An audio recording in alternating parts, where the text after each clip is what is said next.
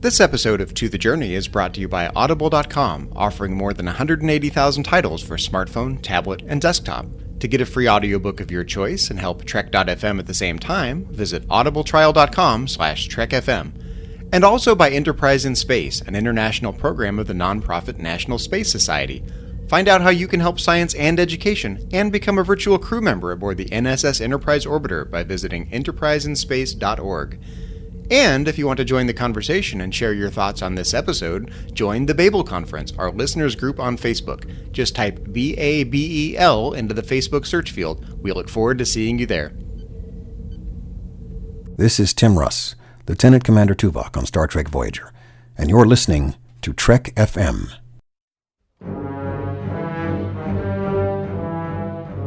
I think it's safe to say that no one on this crew has been more obsessed with getting home than I have.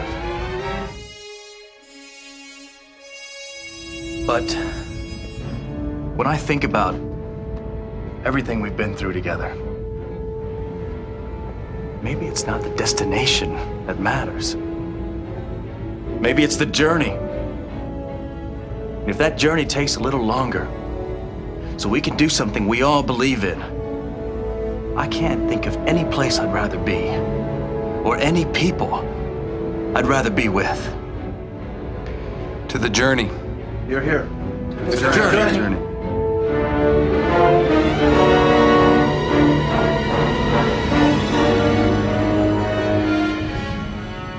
Hello everybody at home and welcome. This is To the Journey. I'm your co-host Suzanne Williamson, and with me as always is Zachary Fruhling. Well, today we're going to be doing an episode commentary on the Season 6 episode, Muse. Well, I'm pretty excited to talk about Muse, Suzanne, because this is an episode I don't remember enjoying very much when I first watched it, but I've come to appreciate over the years. I like these episodes where Voyager kind of breaks the fourth wall as a whole and looks back at itself. And I feel like this episode kind of steps back and looks at the Voyager story as a whole from the third person standpoint, you know, almost outside the episode from an outsider's standpoint. It's similar in a way to that episode Living Witness, where the Doctor's backup module was found 800 years in the future. Just stepping back and looking at the Voyager story as a whole, I find interesting, and putting it in the context of something akin to like ancient Greek drama is really interesting, because you get this kind of Greek chorus commentary on Voyager as a whole. Well, this episode was suggested to us in the Babel Conference when I posted asking for what listeners would like to hear. This was suggested by Patrick Carlin, which I found quite amusing because he is a fellow shipper. So yes, there is a sweet little shipper moment in this episode, and that's pretty much the only reason I watch it. That's the only reason you watch this episode? Yes it is. There's nothing else in this episode you like? No, this is one of those episodes where without that, I would just kind of write it off. It kind of bores me. I do have to say that while I've come to appreciate this episode as a whole, about 2/3 of the way through the episode, I start to tune out a little bit. Like something does not hold my attention through the episode. But we're going to fix that today. We're actually going to watch the entire episode and have something to say about that last third. Yes. We'll have something to say. I'm curious what it will be. We'll find out when we get there. So am I. Well, Suzanne, are you ready to dive in and do this commentary? Well, I've got my robes ready and my mask in hand. Let's do this. How Greek of you. Well, if you'd like to follow along with us while we comment on Muse, go ahead and queue up the episode Muse in the viewing method of your choice, whether it's CBS All Access or Netflix or Amazon Prime or an old-fashioned DVD. So we'll go ahead and give you a countdown, and we'll hit play in 3, 2, 1, play. I love the captions. Males in unison. Captain's log. I remember this being so weird because it's like, you know, it's an episode of Voyager, and yet they're talking about Voyager stuff, and that this is such an unfamiliar scene for something in Voyager.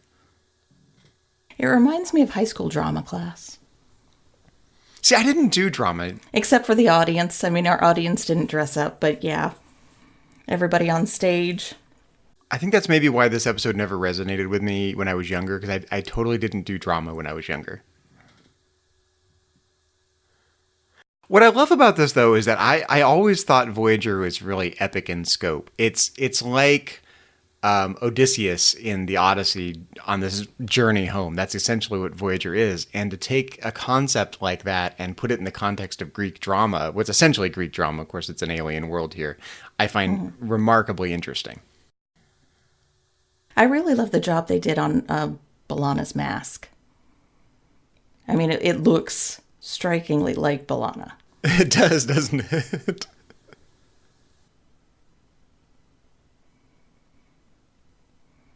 She told me her story, and now I've told you. The audience is mesmerized. I kept wanting them to say scene at the end. Like, nobody said scene! How do we know it's over? I love this kind of thing because this is what we're all like watching Voyager. We're like, oh, that was amazing. Oh, clap. Good job, everyone. This was great. I don't know that I've ever given a standing ovation at the end of an episode, but I'll give it a try. You should try that sometime.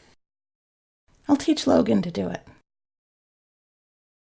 I love that they all want to know what happens next. Like, what's the next adventure of Captain Janeway? Well, they should read the books. Yes, hashtag read the books, everyone. Yes. In whatever this planet's version of ancient Greek is. Now, his patron is very demanding.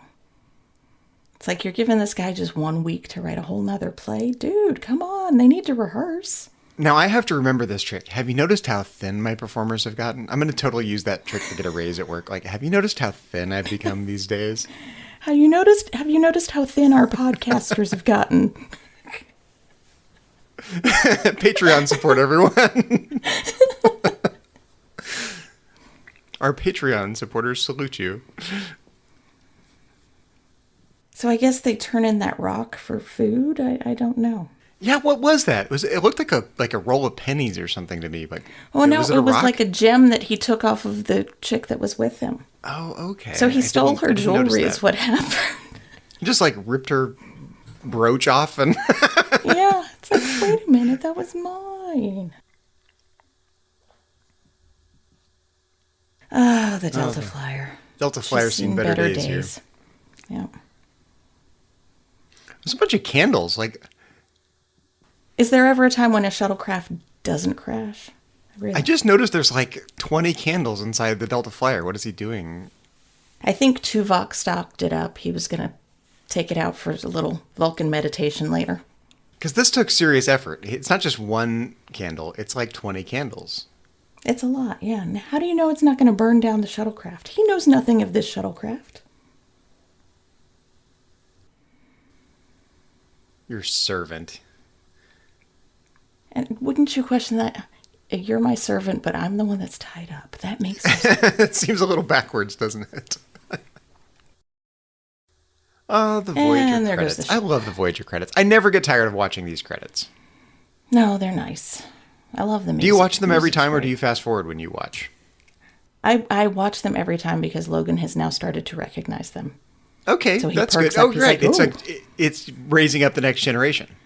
And he's like, ooh, what's on? What are we watching? Hey, I recognize this. And then this is my favorite 30 part seconds right here, later, he's done. Where they're going through the little nebula cloud thing with the little green illumination. That's my favorite part. Would it change color? I don't know that much about science. I don't know. And then it parts, and it's like the skies have opened. The possibilities are limitless. There is a part of the credits that bothered me a little bit, though, and I'll let you know when we get there. Okay. Because I don't think it looks... We're not there yet. I feel like if they did it today, it would look a little different and maybe a little better. But it's awesome. Is it the reflection? Yes, the reflection bothers me. That's exactly it. Well, the reflection bothers me because it wouldn't happen. It bothers me because it's at the wrong angle. Like if you look at our viewing angle right now, we're about to get a reflection of the ship. The reflection should be quite a bit farther back from where it actually is. But it shouldn't happen at all because we went through that and that's just dust and particles. You won't get a reflection off that.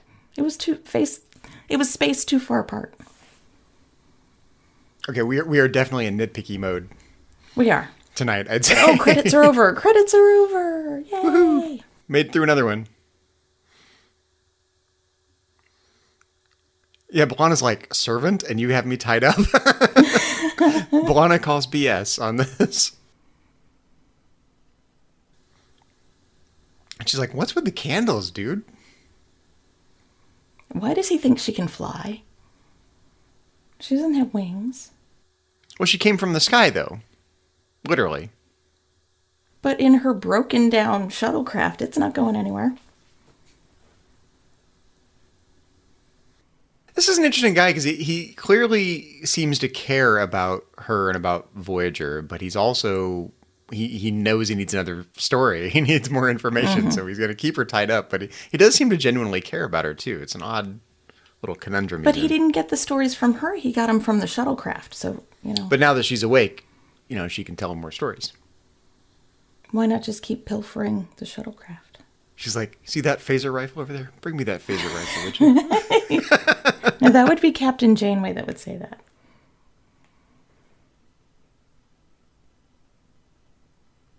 I love the captions. Electronic whirring. If you've never watched Voyager with the closed captioning on, you totally have to do this, listeners out there.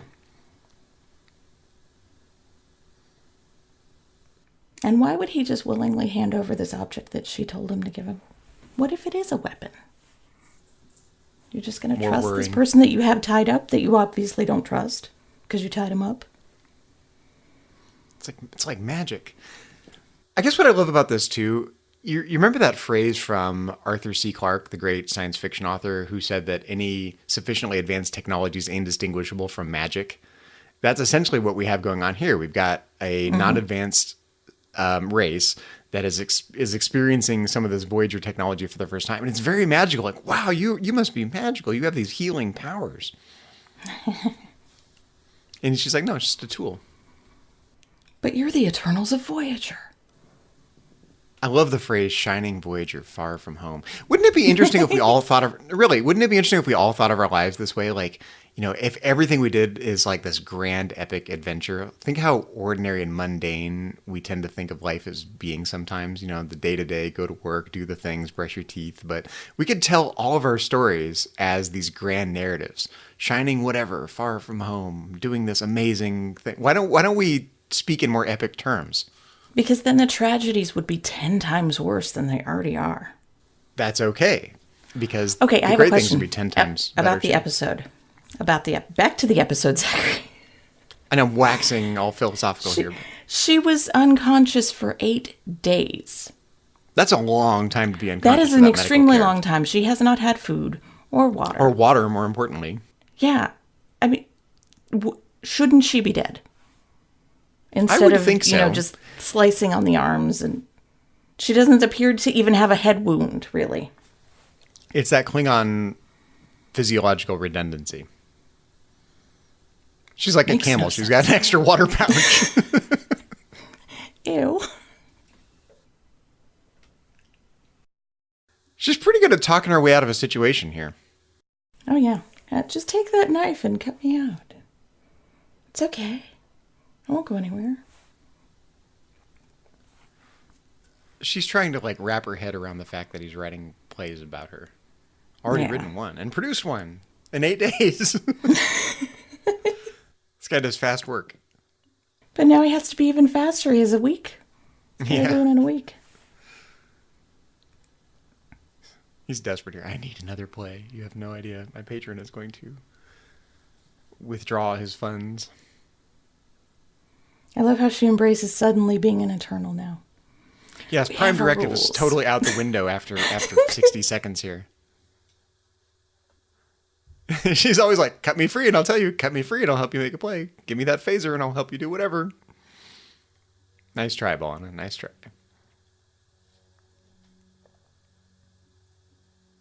Oh, come on, just cut her free already. There you go. He's doing it. He's doing it. Give him some faith. She's got to be stiff, too, from sitting in that position for 8 days. And there comes the phaser. We knew it was happening. Oh, yeah. That poor innocent tree branch.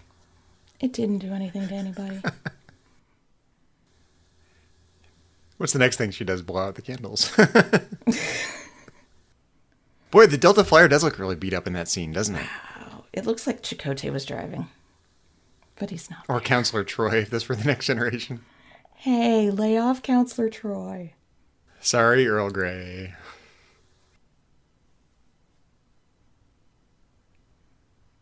Why did she think there'd be power? I mean, really. You're in a janky shuttlecraft. It's a mess. It's not going to be able to fly anywhere. Why are you trying? This guy's cute. He's feeding his pet Klingon. I think she would break your arm if she heard you refer to her as a pet Klingon.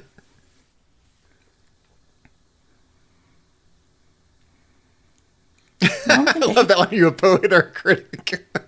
That's pretty I don't think snarky. a handful of trail mix is going to get her through. It's nice of him to bring her food, though. It was like 3 bites. She took 3 bites of food. Here, have a Slim Jim.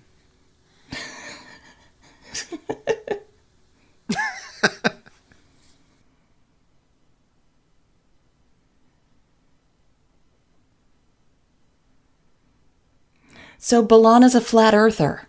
I never would have guessed. Describing the Earth as an island. As That's an awesome. island. She's this a great flat island earther. floating in the sea on the back of a turtle. It's turtles all the way down.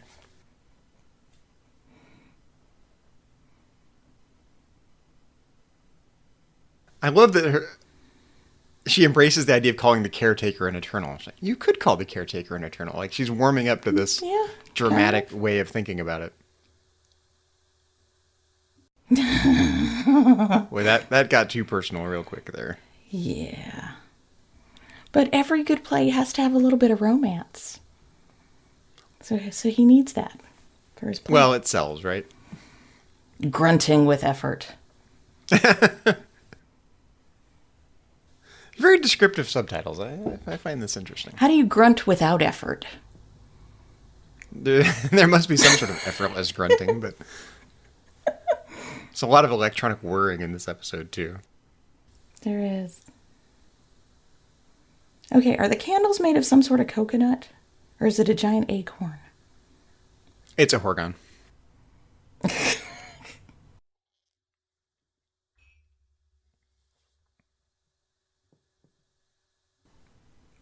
That is a pretty name for dilithium. Winter's I think they should. Tears. Do you think that stuck when she got back to Voyager? Like, we need to recrystallize the Winter's Tears. I don't see B'Elanna keeping that. Oh, come on! Surely this experience must If have it was stuck with her Neelix. a little bit. No, Neelix would have kept it. Winter's Tears. Winter's Tears. Neelix would call that salt crystals. He would call salt crystals Winter's Tears.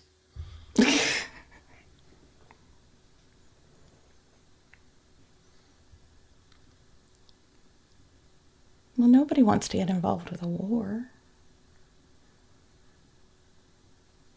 Oh, poor him.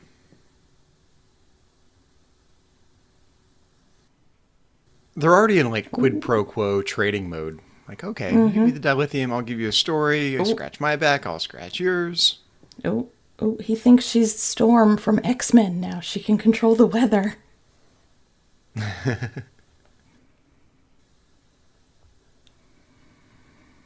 Thunder rumbling.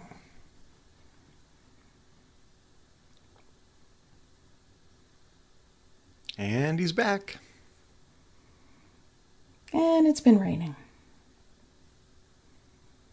She could offer him a towel or She something. doesn't even look in the bag. She just reaches into it to pull out whatever's in there. Yeah. That looks nothing like the thing that was on the screen. That does not look like Winter's Tears. I'm sorry. It did not look like Winter's Tears. You're right. Okay, the dude in the background. Torres. Okay. I keep waiting for him to scream, "There will be no peace as long as Kirk lives." Oh, yes! Yes! It's that guy. It is.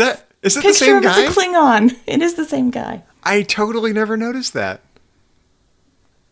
From Star Trek 4. Yes. Yes, right.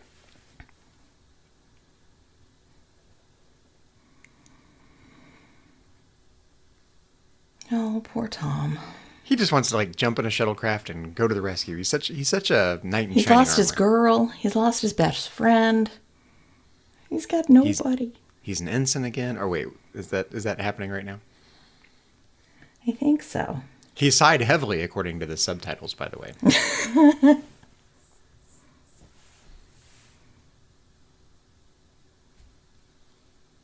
See, this is the part of drama I just cannot deal with. I have no ability to memorize lines. None whatsoever, so. Oh, I'm good at that. Are you really? See, I'm really bad at it. Now, this part of the episode creeps me out. Why? The Tom and Seven thing? No.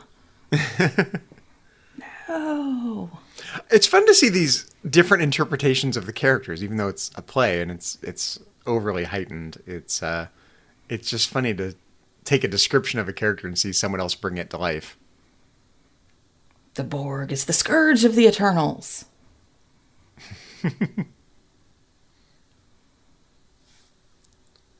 It's like, okay, now you got it. Yeah, she's not good at remembering her blocking. How does this guy know what 7 of 9 is supposed to be like? He's making this up as he goes. I guess B'Elanna described her.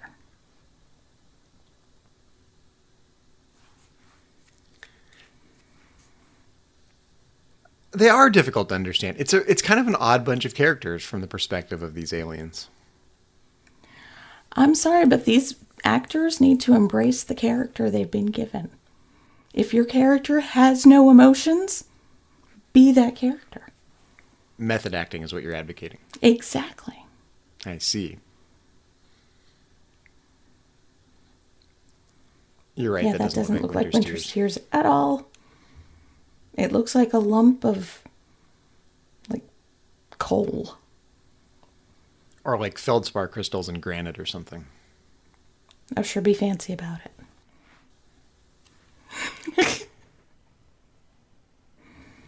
You know, she must, pardon the pun, but it must sound like she's talking Greek to this guy. She's using all this techno babble, and he's like, what does any of that mean? I have no idea what you just said, B'Elanna.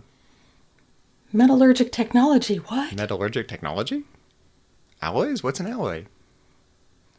Now, what if they don't have steel or bronze or anything like that? He's just looking for a word he recognizes. Like the universal translator is taking all these words he doesn't understand, translating them into something that he doesn't understand because those words don't exist in his language yet. And he goes, oh, bronze. I remember that one. It's the only one I know. But what if they didn't have any of those? They had their own things.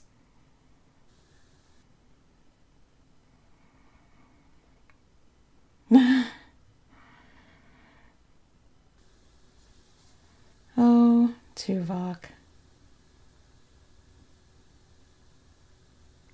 Neelix with his handy teapot. Here, have some Vulcan tea. It'll make you feel better. 2 weeks. 2 more weeks without sleep.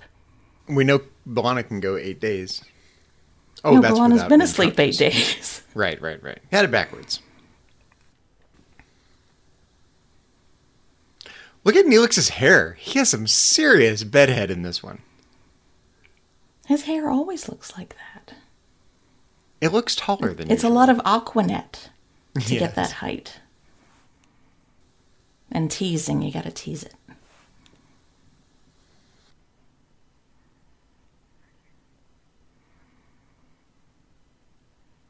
I actually recently just started watching Voyager from the beginning again for the first time in a while, and it amazes me how much Neelix's character is kind of toned down in the later seasons. You know, he's like, I'll just bring you some tea. The comic relief is gone by the later seasons of Voyager. Mm-hmm. The blue-green island Earth. I guess that's why I never found this episode all that interesting. There's a lot of, like, staring at candles in this episode. Tuvok doesn't cry. Oh, he needs new actors. These are infuriating. He needs an entirely new troupe. You're not a fan. No, they've been given their direction by their director, who's also their playwright. This is how this character is supposed to be, yet they're improvising tears on a Vulcan. No! Well, he's calling him out on it, in all fairness. Vulcans do not cry. What do you mean they don't cry? Try it again, but with no emotion. Uh-oh. All because he was insulted? The armories are opened? He's a very thin-skinned patron. A little reactive, I would say. Yes. So why don't you sleep on it before you go to war?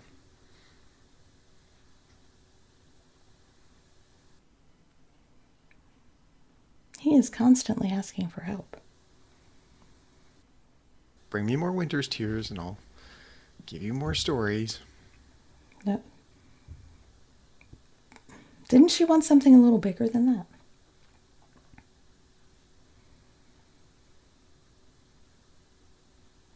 This is a great way of characterizing the Prime Directive. We Eternals aren't supposed to take sides.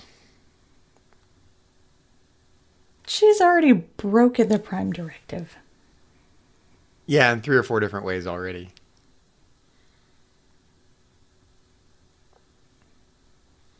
Now, I do think there's something to this. The perfect play might stop a war. I think all of us have probably all thought about Star Trek in this way at some point or another, right? If people just kind of embrace the Star Trek worldview, we could stop wars with it. Mm-hmm. This is very meta. Embrace people for who they are, not who you want them to be. Good advice. Always good advice.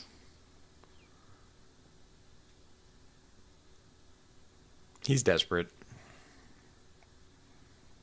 Oh, come on, B'Elanna. You know you want to see the play. You know you want to.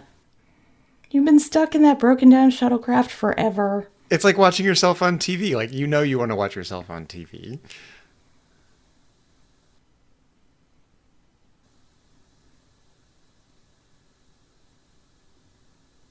They're all like, Don't they notice that she looks surprisingly similar to the mask that one girl had? Nobody seems to have caught on to that. I like this little miniature stage play so they can do stage directions and stuff and kind of block it out. That's how they do their blocking, yes. Is that a thing? Do Yes, that is a dramatists use miniatures like this? Miniatures, but mostly it's just, drawings. But if I you like the had idea of a a physical mock-up miniature. of your stage, yes, you would use that.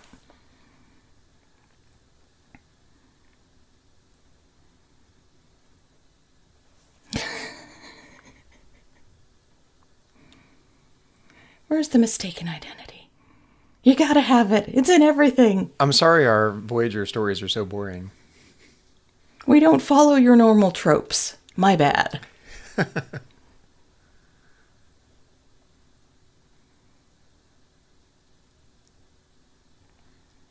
That's right. You won't need those tricks. Listen to the sage, wise old man. That is good advice. Just get to the heart of it. Great advice. No, he's just one of those old guys saying, you kids are all lazy nowadays.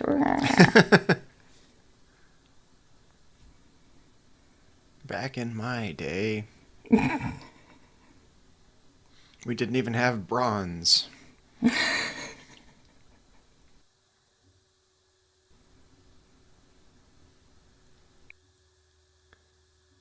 This is so true, though.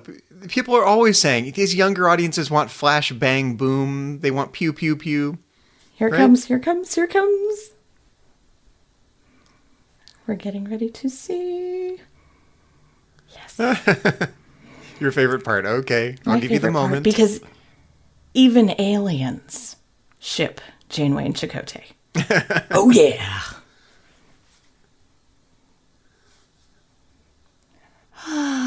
I love that they kind of threw everyone a bone here, honestly. Like, they can't have the real Janeway and Chakotay do that, but they can have fake Janeway and fake Chakotay do it on stage in this ancient Greek And then we drama. cut to Janeway and Chakotay. Nice cut. Good job. Ha ha ha. We appreciate it. But they would see not what you- do that in the ready room. We see what you did there, editor. Whoever edited this episode, we approve.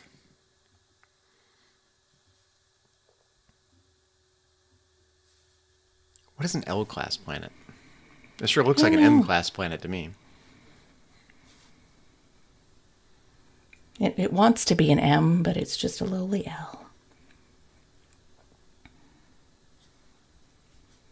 Nobody's really talked about Harry.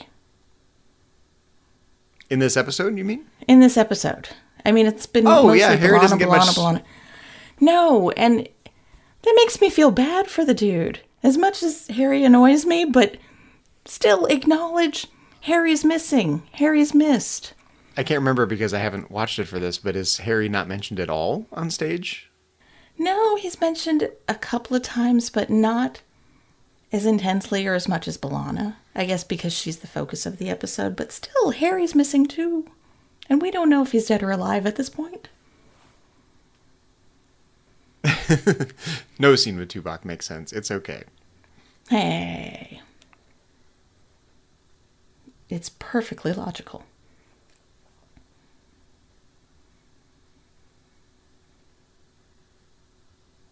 Okay, have you written a lot? Have I written a lot? Stories or anything like that? No, not stories. I have no ability to do that. I've written a great many other things, but not stories. I usually go in with an ending already in my mind. For him to have started this and not have like an ending point or where he wants to get to, I can't deal with that. I'm like, dude, you should know that already. Yeah, I think my problem with the story is that I'm too much of an idea person. Like, I have great concepts and great ideas for, just a setting or a situation or whatever, but I have no ability to flesh out realistic characters or realistic scenes or anything like that. I can't filter it down. Now, this is really neat. This used to be a sacrificial altar. I think that's a fascinating idea, and now it's this beautiful, component of a work of art, essentially. Well, I think if he doesn't come through with a good play, he might be sacrificed on that altar. It might be again.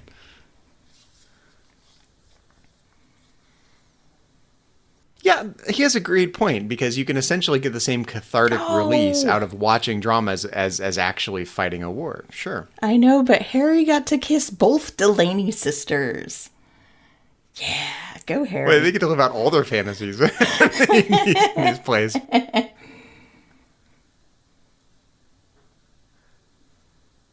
She's like, why does it need so much romance? Says the Klingon who reads Klingon romance novels.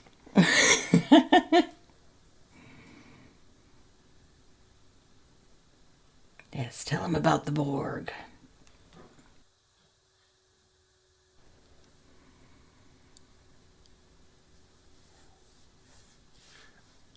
I love that everything has to be translated into something he'll understand. The Borg, part of a vast army. Oh, okay. Sure. Insect colonies. A great metaphor. Absolutely. They're like ants. They just keep coming and coming and coming. I would say more of a bee. Really? Like, which insect is that best describes the Borg? You don't think the bees are too chaotic? No. Yes. Okay. Inside the bee colony. Yes, absolutely. That makes sense. But when the bees get agitated, I don't think of the Borg as being bee-like. No, I still see them as being bees. Interesting. I was thinking a bit more like ants, but Ants are extremely chaotic. Try kicking over a couple of hills. I did that today when I was mowing the yard. I was running over fire ant hills. This guy's like, I need my sudden reversal. That's like his phrase, sudden reversal. There must be passion.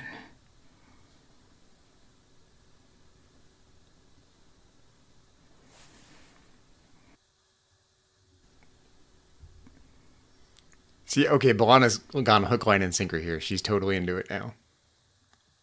I'm sorry, there's nothing better than all that kissing. Keep the kissing in. You can still have the kissing. I concur. They've drawn a total false dichotomy here. You can keep the kissing in and do all the other things. Yes. Exactly. Then it's real life. Oh, B'Elanna gets her great death scene here. I love how he threatens to kill her. He's like, I'm going to write your character out.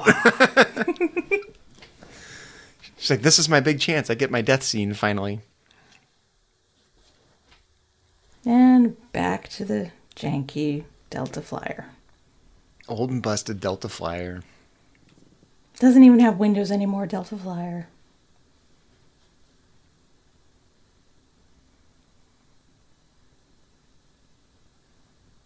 Oh, expect you to find a love nest there. That's hilarious.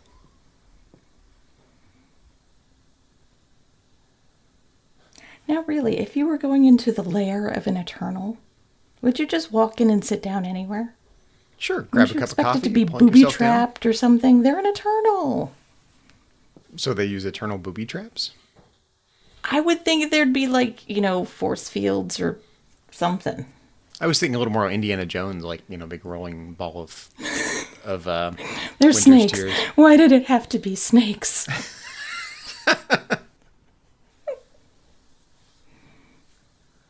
Picture B'Elanna as like Medusa or something with all this, snakes coming out of her head. That's more Clash of the Titans than Indiana Jones, but Yes, yeah. okay. Yeah, I was thinking Clash of the Titans while we're going Greek here. Yeah. Harry! He's There's Harry. alive! That's quite a hike, 200 kilometers. That is. And only at night.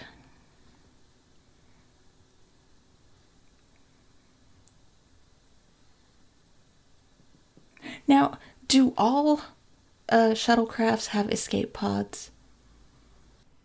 No, I think it's just the Delta Flyer. Because the Delta Flyer is a little bigger than your average shuttle, right? Mm-hmm. This is a cool little theater, though. It is. He still hasn't come up with an ending. Dude, you're running out of time. Pacing across the stage. Feeling the I like how pressure. where the patron sits, there's nice Cushions? Yeah, leather blankets, I guess, right? and furs. So he doesn't have to sit on that hard marble or rock or whatever it is. Those seats cost extra. Those are the good seats. Yeah.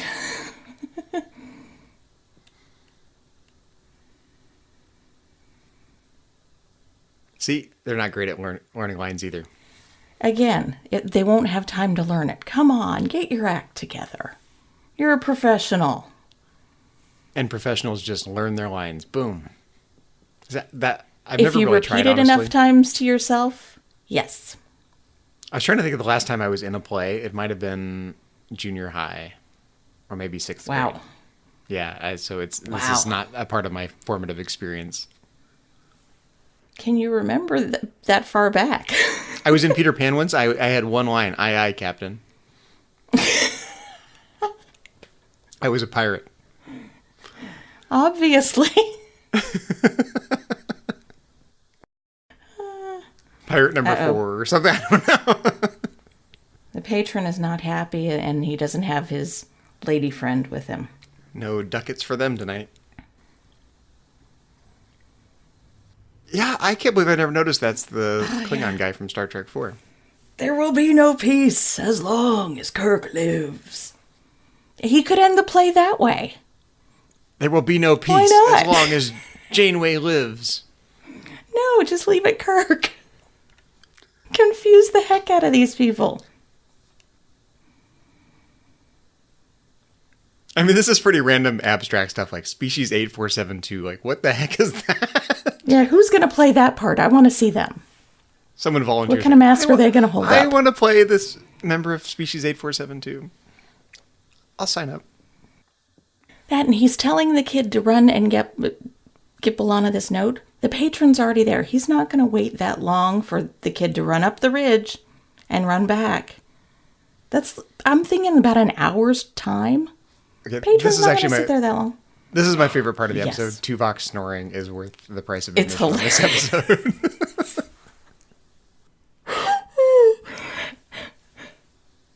It's even funnier with Suzanne. As you were. Snoring. Yeah, Tuvok's reaction's just This awesome. is almost worse than walking onto the bridge naked, you know.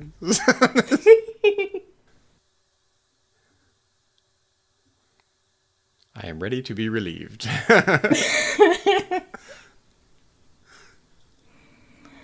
Just when he thought he was going to be relieved. I am Consoles relieved. start beeping everywhere.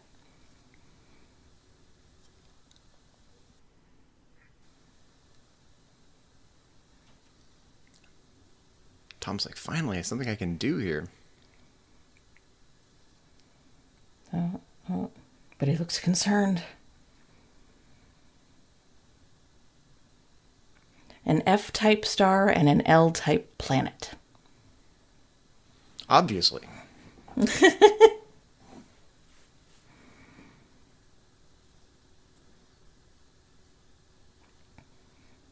Planetoris. So I'm guessing they described the Delta Flyer as kind of a dinghy off of Voyager. Yeah, I think so. Right? It's Like a rowboat. The Delta rowboat. Or the I dinghy do enjoy flyer. this part of the play, where 7 of 9 is the Borg Queen, and Janeway doesn't know. Dun dun dun! That should have made it into the actual show, right? 7 of 9, Borg Queen in disguise. Oh, it would have been interesting. Ooh. Like, it's just an episode about that or something. I'd like to see that episode.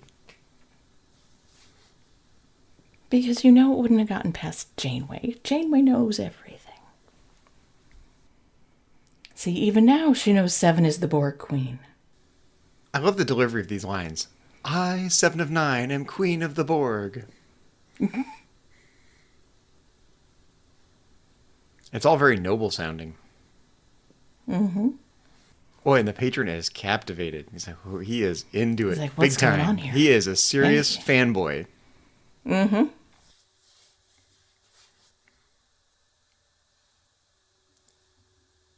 Next thing you know, he'll be cosplaying Chakotay. He'll be writing fanfic.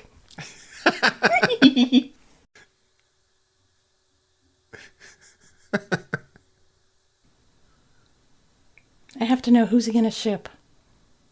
I gotta know this. In his fanfic? In his fanfic, yes. I think he's going full on 7 of 9 from the look in his eyes there a minute ago. Okay. But who's he gonna ship her with? I don't know. Anybody? Everybody? Just Janeway? To be determined. I'm not sure. No. Oh. Harry's got the best. It's like, let him. So what? He's like, whatever. It's like, this so doesn't matter compared to getting off this rock.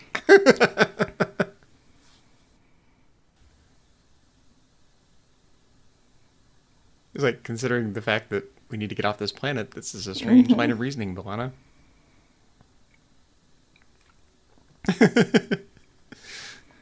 I think Captain, I'm gonna be late. Harry takes a great kind of everyman perspective on this episode, because a lot of this episode is a little like, who cares? That was my reaction to this episode for a long time. And Harry Kim comes along and says, I don't care about any of this. So what? Let him do it.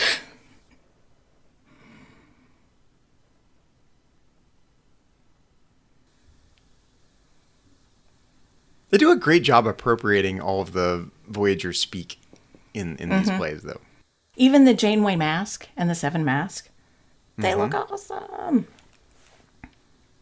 Bronze masks, according to the guy. Well, those are expensive and heavy. Oh my gosh. You don't want to carry that around.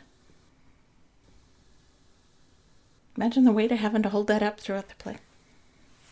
Don't you think she sounds like Janeway? Well, seeing as how I'm just reading the subtitles, I don't know. Oh, see, I actually have my I'm listening a little bit, but...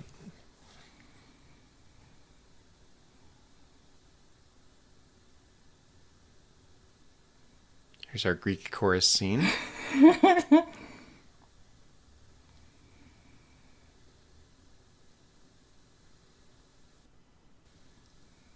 Oh, she took her own mask.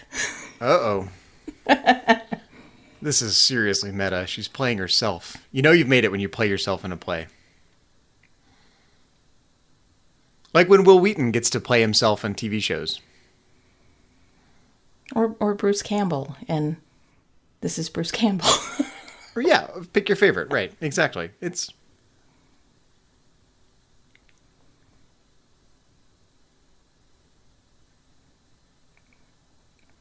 Okay, the old guy's saving the day. He totally is. He's like, please don't kill us all. Please. Like, you are It's now just in the part of play, show. dude. Yep.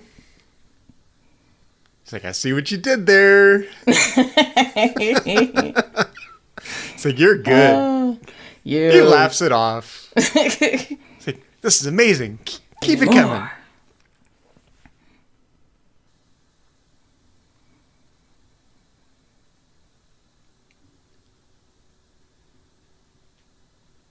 Uh-oh, here comes the denouement. Oh, dude, you're going to come up with your own plays. You don't need her.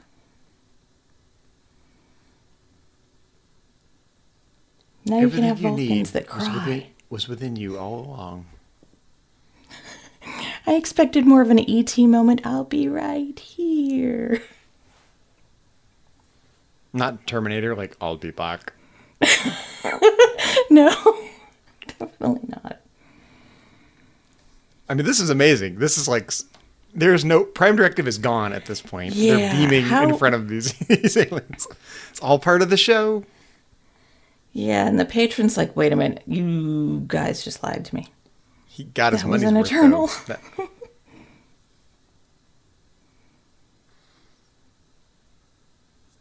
I love the idea that the Voyager story has become this great epic mythology on this planet, like, for the ages. Oh, yeah. Because, again, I feel this way about Star Trek. Like, Star Trek has the potential to have that scope of being, you know, the epic poetry of our age. It could be like that if people thought of it that way, and yet the general public doesn't think of it that way. Star Trek fans do or don't, I don't know, but I tend to think of it that way. But the last lines, where peace reigns and hatred has no home. Oh, That's awesome. Well, we made it through the whole episode, Yay! and we didn't lose attention like we said we might. No, I think it's because we were talking, even though we went off on tangents. Us? Just a little bit. Off on tangents? Greek tangents. Isn't that a mathematical thing then, if it's Greek and it's a tangent? Are we getting into math here? I don't do maths. It's like the episode Virtuoso when the doctor tells the joke about the tangent. That's what I was going for there. But it wasn't funny here either, apparently. No. That is pity laugh. Pity laugh. Thanks, Suzanne. I can always count on you for a good pity laugh. That's what I'm here for. If I did end up writing a story or a play or a TV show, I would get pity applause from you, yes. I appreciate that, I do. Especially if you write me in as a villain, that'd be awesome. I'm going to kill your character off. Okay. That works for me. Give you a good death scene. I'm with Harry on this. Let him, hey. It's all good. Now, I do have a question. We saw them take B'Elanna, and I'm assuming they transported Harry out of there. Did they just leave the Delta Flyer in shambles? Or did they, hopefully, beam that out? That's a great question. There's a dangling thread in this episode. Yeah. I mean, Prime Directive is shot because they saw her transport and that guy was accessing logs. I'm pretty much assuming they either beamed it out or maybe tractored it out, but probably beaming it out. I hope so. Just leaving random crash shuttlecrafts on different planets throughout the Delta. So in addition to this Voyager mythology that is now part of their culture, you're saying there's also going to be some Voyager ancient alien conspiracy theories floating around because of this mystery ship that is hidden in some mountain? They have their own crazy guy with the hair that just says aliens. I love the idea of Voyager ancient aliens. This is like my guilty pleasure. I don't know if everyone knows this about me, but I love like these ancient alien stories. Even though I know they're total BS, I just love the idea of ancient aliens. Hey, they could be true. They could be. That's could true. be true. Like any conspiracy theory, you can always save the theory. Yeah, absolutely. Exactly. You can cling on to that conspiracy theory no matter how much counter evidence. So yes, it's the Voyager mythology show and Voyager ancient aliens. Yeah. I definitely enjoyed the episode more than usual.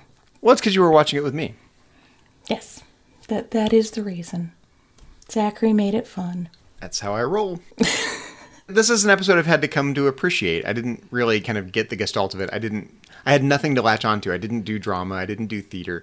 But what I've come to appreciate later is just how epic Voyager, in the narrow sense, and Star Trek in general really can be. You know, this idea of a wagon train to the stars in general, and then Voyager on this grand journey home, just like Odysseus in the Odyssey. It's really epic in scope if you think of it that way, and yet we don't tell it that way. Why not? Because then we'd have even less people tuning in. That just doesn't grab people's attention as much anymore. You're saying the classics don't sell? No, they don't, unfortunately. These young people just want pew, pew, pew, and they just want drama and... Oh, but all they have to do is look back and, read Oedipus Rex. It doesn't get more dramatic than that. I'm going to kill my father and sleep with my mother. Hello! That's insanity! All these young people want to shipper this, shipper that. You could find, people to ship in Oedipus Rex. Yes, I guess you can. You could. I don't suggest Oedipus and Jocasta, but there are other people.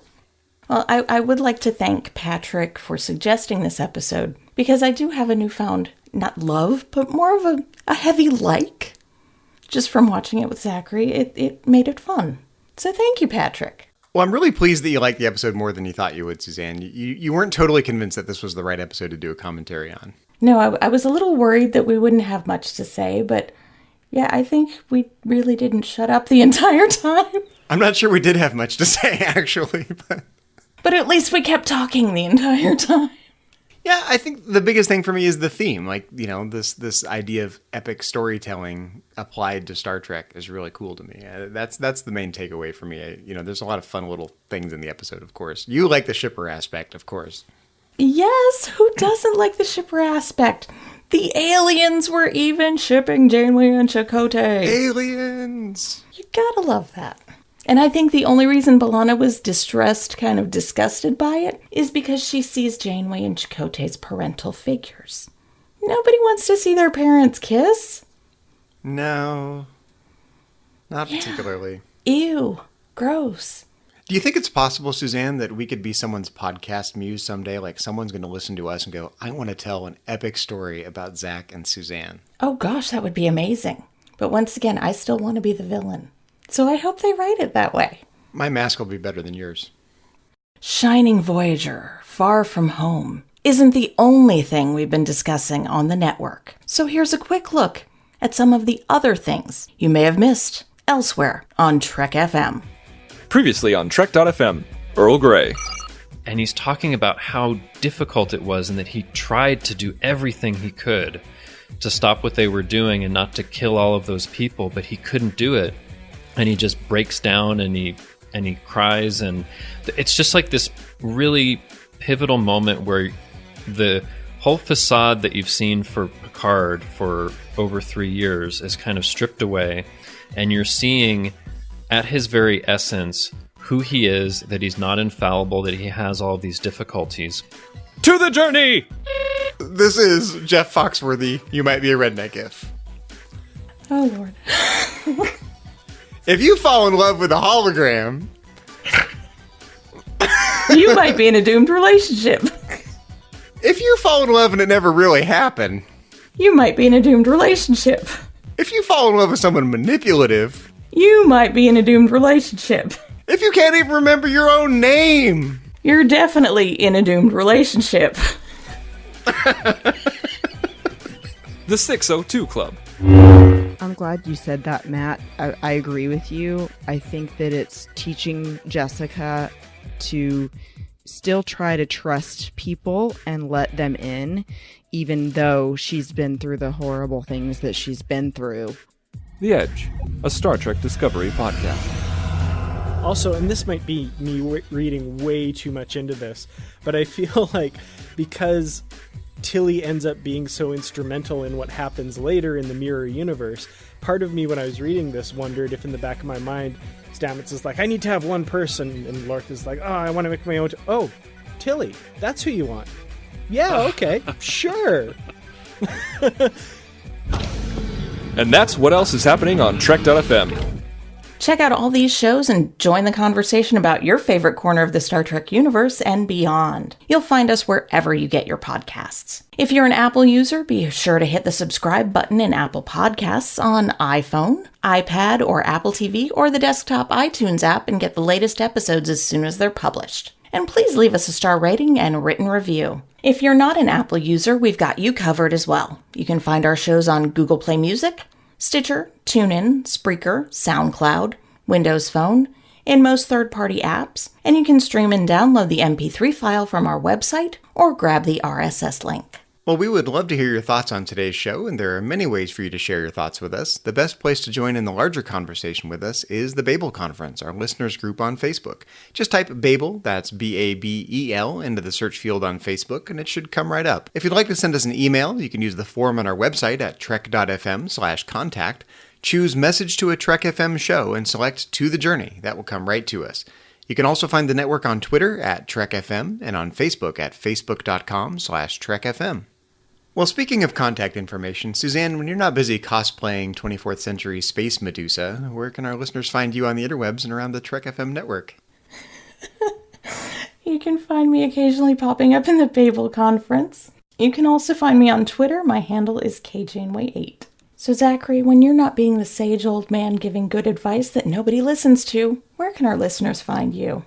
Well, you can find me elsewhere on Trek.fm as co-host of Metatrek's Trek FM show on Star Trek and philosophy. You can always find me in the Babel Conference if you'd like to talk about Voyager with me in there, and anything epic. And you can follow me on Twitter. My handle is just my name, at Zachary Fruhling. That's Zachary, Z-A-C-H-A-R-Y, Fruhling, F-R-U-H-L-I-N-G. Have you seen how thin our podcasters are becoming? You should become a patron of the network on Patreon. Visit patreon.com/trekfm. That's patreon.com/trekfm to get all the details. Perks include early access to episodes, exclusive content, producer credits, and more. All available through our special patrons website, The Patron Zone, which also includes cushy seating. It requires a great deal of money to produce, host, and distribute these shows each month. We really appreciate any support you can give, and hope you'll join the team. Again, you'll find all the details at patreon.com/trekfm. Well, there are a few people from around the network we'd like to thank and acknowledge. We'd like to thank C. Brian Jones, the founder and publisher of Trek.fm, who has the biggest collection of winter tears I've ever seen, by the way. Our executive producers, Matthew Rushing and Kenneth Tripp, Aaron Harvey, our art director, Richard Marquez, our production manager, and Brandon Shea Mutala, our Patreon manager. We'd also like to thank our associate producers, aka our patrons, who have front row seats to our stage production of To the Journey. We'd like to thank Bruce Lish, Ju Kim, Richard Marquez, Patrick Carlin, and Norman Lau. Thank you very much for your support of Trek FM and To the Journey.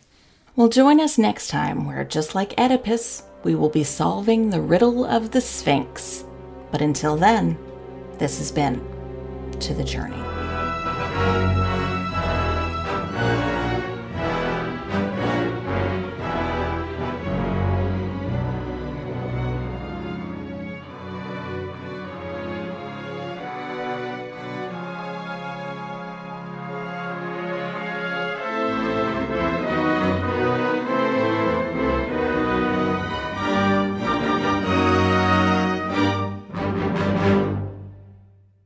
You want me to spell it in Greek? Greek letters? No. Zeta, Alpha. No, okay. Guess I don't have a letter C in Greek, so I'd have to go Kappa or Gamma, I guess. Okay, that's not even funny. Okay. Oh, my turn? I can give you the entire Greek alphabet if you'd like. Oh, well, me too. I'd probably have to think about it, but I took Greek for a while. I just sucked at it. Alpha, beta, gamma, delta, epsilon, zeta, eta, theta, iota, kappa, lambda, mu, nu, xi, omicron, pi, rho, sigma, tau, epsilon, pi, chi, psi, omega. Okay, I could do that, but I could not do it anywhere near that fast. And how could you do it so fast? Where did you learn to do that? I learned that from my 10th grade history teacher. Wow.